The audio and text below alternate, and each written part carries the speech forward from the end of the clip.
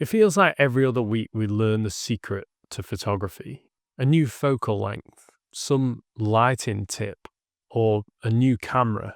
Each time it feels like that new thing could change everything. And you understand something that other people just don't get. But the truth is, all those little things, the gear, the techniques, the new tips or whatever, are all just small pieces to a puzzle. They're not the whole thing. For the longest time, I just thought if I follow the rules, then I'll take good photos. You know, use the rule of thirds, shoot with the right focal length, and make sure the light's right. And people are gotta like it, right? But the more and more I try to do everything properly, the more boring my photography became. And I just didn't really get why. Until a couple of years ago, when I was shooting the cover for a magazine. You know, it's supposed to be a big moment. And I thought, all right, play it safe, use a digital camera, use the right lighting, do, normal composition, tick all the boxes. And when they got the photos back, they said, yep, good, thanks. But I knew it wasn't good. It was okay, but it wasn't great. And it made me wonder, what did I do wrong? Was it the camera? Was it the lighting? Was it the location? No, it was something else. When they hired me, they'd hired me because they'd seen the kind of work that I'd done. It's not as if they saw my portfolio and thought, okay, he looks like he could just take a normal portrait. It's not why they hire you, it's they see what you do and they want you to do what you do. And instead, I decided to play it safe and shoot it how anyone else would. You see, anyone can shoot by following the rules. And, sometimes you need that. Certain types of photography need that vibe. But often, especially if someone hires you, they hire you because they want what you do.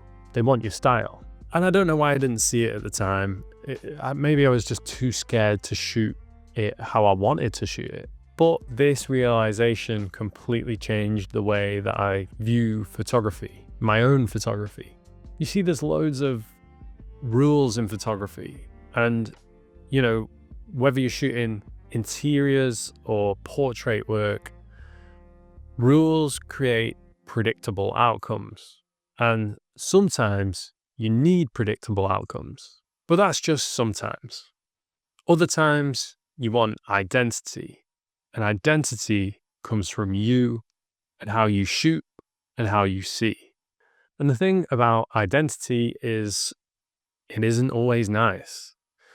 It's not always just a lovely picture of a dog or some flowers.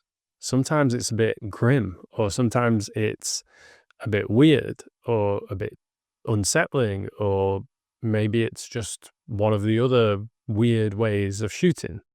But I'm not saying just to be weird for the sake of being weird. What I am saying is to shoot how you feel you should shoot, how you want to express yourself as a photographer. And I know it can be really hard to figure out how you actually want to shoot.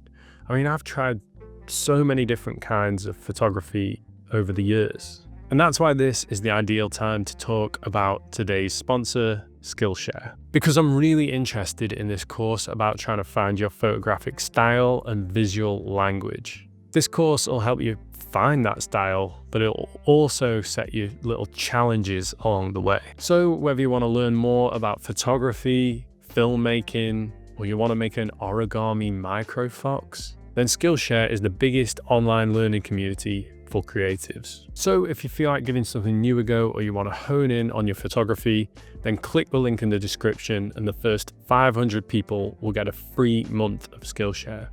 So get started today, and thanks so much Skillshare for sponsoring this video. But anyway, the next thing that I figured out was that nice photos are kind of forgettable.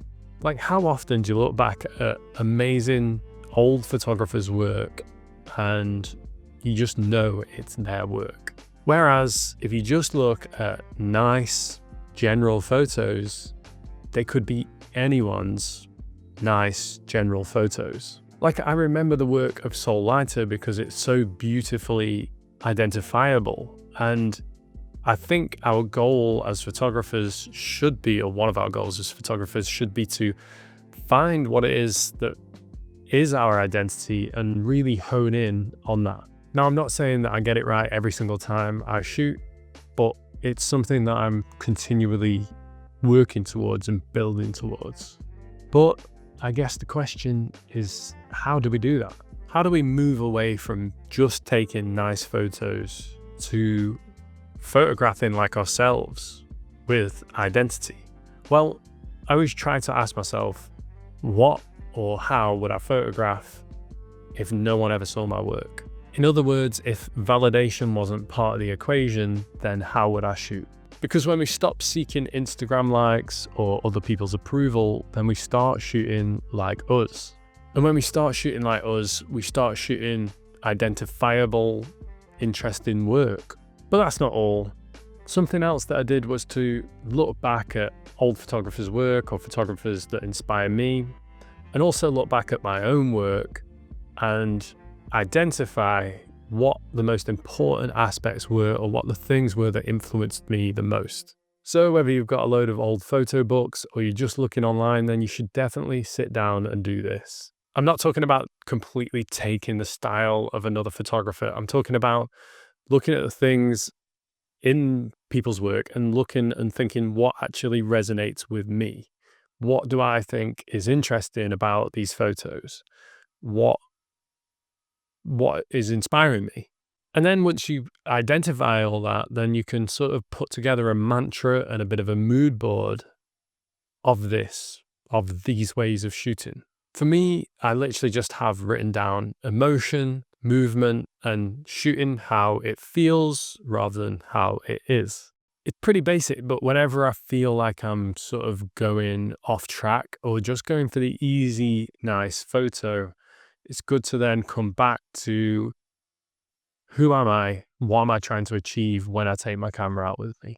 The truth is, anyone can take nice photos. Your nan can take nice photos. It's not dissing anyone. But the stuff that really sticks with people, the stuff that really matters, is usually the stuff that really comes from you and what you want to say. And I'm not saying that we should never learn any photography rules or anything like that. We've all heard this mantra of learn the rules, then break them. But I think Picasso actually said something like, learn the rules like a pro so you can break them like an artist. Now, I don't know whether I'm either of those things, but you got to give it a bit of a go, aren't you? Anyway, if this video helped you, then that's great. You should go out and take 1,000,000 photos today. And of course, subscribe. That's really cool when people do that. And yeah, just take care. Hope you have a great time, great week. Whenever you next come back to the channel, hope that period of time was good.